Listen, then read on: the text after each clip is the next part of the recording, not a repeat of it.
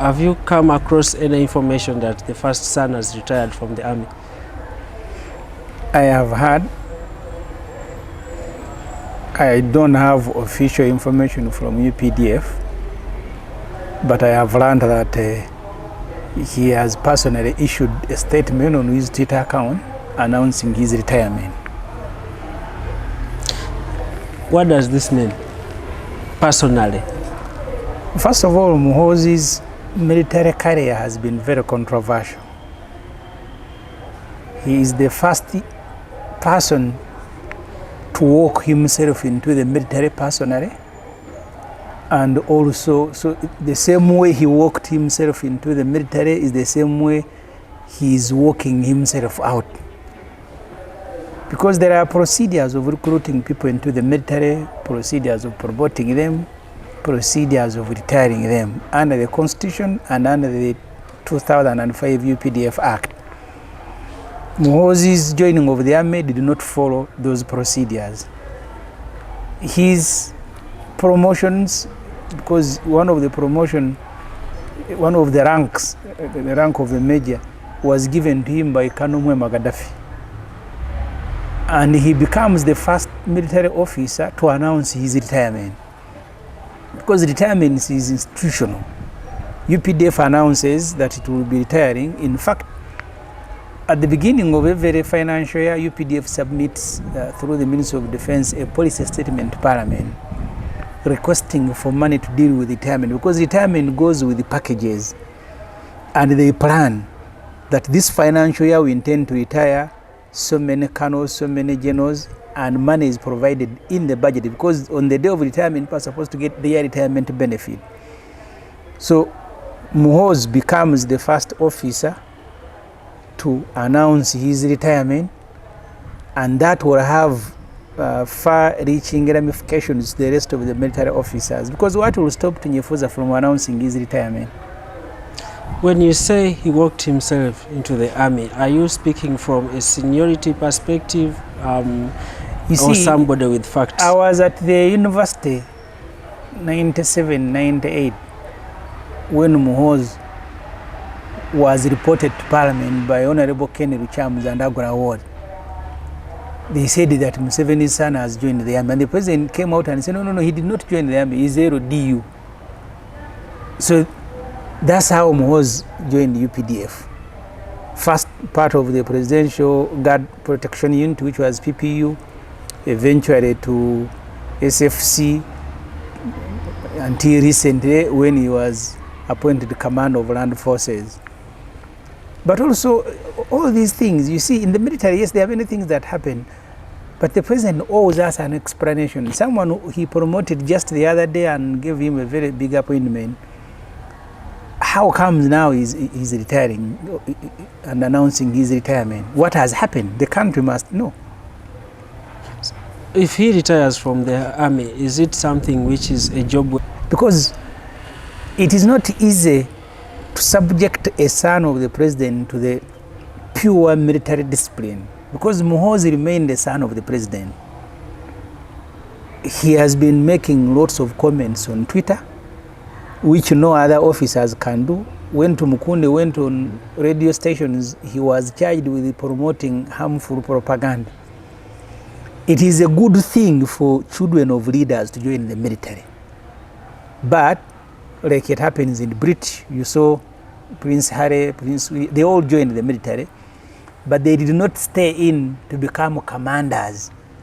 But it encourages many people to join the military, but also individually they learn discipline of the military. Unfortunately, Muhoozi joined the military and remained there, becoming a commander, which creates pressure on those that he himself is supervising and those that are supervising him. If it was done for purposes of encouraging Ugandans to join the army and defend their country, it would be a very good gesture. But to put him in the military so he can superintend on the military creates pressures that nobody in the military can handle. Can we be proud of his contributions in the army? It has been very controversial.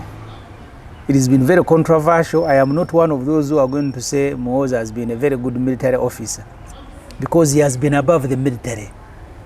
And if Muhoozi was sleeping in a unity in Mbuya, in a Bombo, like people do, I would be very happy.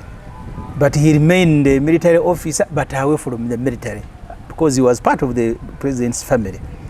So I don't know something specific that we must celebrate about Muhoozi's military career. In fact, I am happy he has finally left.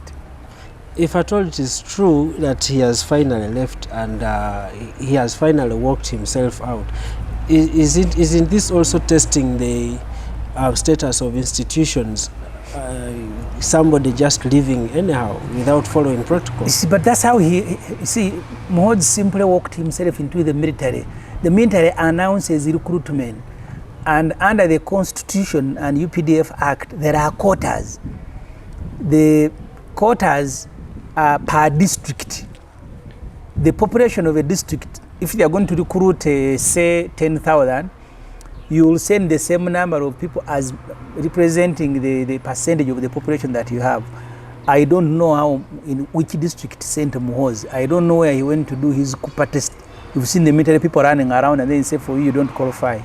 All those things he never did. So he joined the army in that fashion, and he lives in the same fashion.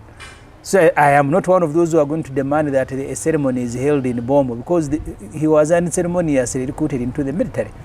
So he's living the same way he came in. We have heard, especially on social media, and a few people in Uganda talking about Muhoozi project. Of course, literally meaning the bid for presidency. Is this one of the... Muhoozi can only take advantage. President Museveni wants to die in office. I don't see him handing over to anyone. President Museveni, you remember what Gaddafi told him? He said, revolutionaries don't retire. Mugabe was removed. Bashir was removed. Military people don't give up power easily. It's only J. Rawlings in Ghana. But Mugabe left the military left the presidency at 93. Bashir was removed. I don't see Museveni handing over. The Muhoozi project, maybe Muhoozi will simply take advantage when his father has died, like the son of late Togolese president, Eyadema. But I am not one of those who think that at the next election, President Museveni is going to raise Muhoozi's hand and say this is the candidate. That won't happen. Do you think the first son is under any pressure? I am under suspicion that his direct involvement could even attract sanctions. Because in the past, Muhoozi was not directly involved in day-to-day running of the military, making comments, arrest of people. The most recent case was the one of Kakwenza. You have a live case in court where Kakwenza, an author, is arrested because he insulted the president and his son. I don't think Kakwenza is seated, because you have had military officers sanctioned by America. Erweru, Kaihura, Kawesi, etc. Probably Mr. Museveni has asked his son to retire so he doesn't get sanctioned, because that is a possibility. The moment you get involved in day-to-day running of the military, you are a commander, they begin arresting people and torturing them, people are going to hold you accountable. So Muhoozi, when he was protecting the president, his name did not come into the picture like it is today. Today, he takes over command of the land force where Erweru was. Erweru is already sanctioned by America, and that means a lot. So I suspect the president may have told him, please, you're going to cause yourself problems, please retire and go and do some other things. But of recent, we had President Museveni saying that if you attack him, General Muhoozi will work on you. Yeah, because the family of the president continues to wield influence even when they hold no influential positions. Just recently, General Salim Sare, who retired in the military 1987, that's when Sare retired. He was removed as army commander and he retired because he was the second army commander after Tumwini. But just recently he was in Gulu, 4th Division. at the headquarters. That's where he was operating, summoning commanders. The family of the president, the influence they hold illegally, do not have to be in any position. So for Muhoozi to defend the president, he doesn't have to. You think today if Sare commanded the military will refuse. So they will remain, and I'm not one of those who say that Muhoozi has left the military, therefore the connections have disappeared. No, he will remain very influential. If you want to be arrested, you will be arrested. So you're trying to mean that even if he is absent from the military, he can still influence. He will behave the same way General Sare is behaving. General Sare retired from the military in 1987. He retired as a major general. He became a lieutenant general and became a general in retirement. And he took over the headquarters of the 4th Division recently during elections. What will stop Muhoozi? I hear he's a presidential advisor, special operations. Where do special operations start and end? Maybe the special operation will be the military. Okay.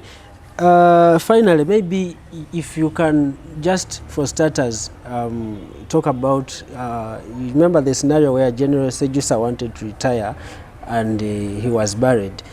If you can just share. You see, there are many people who have wanted to retire from the military. To Mukunde, he even went to court. And the court told him you cannot leave until much later when he went to repent before the president.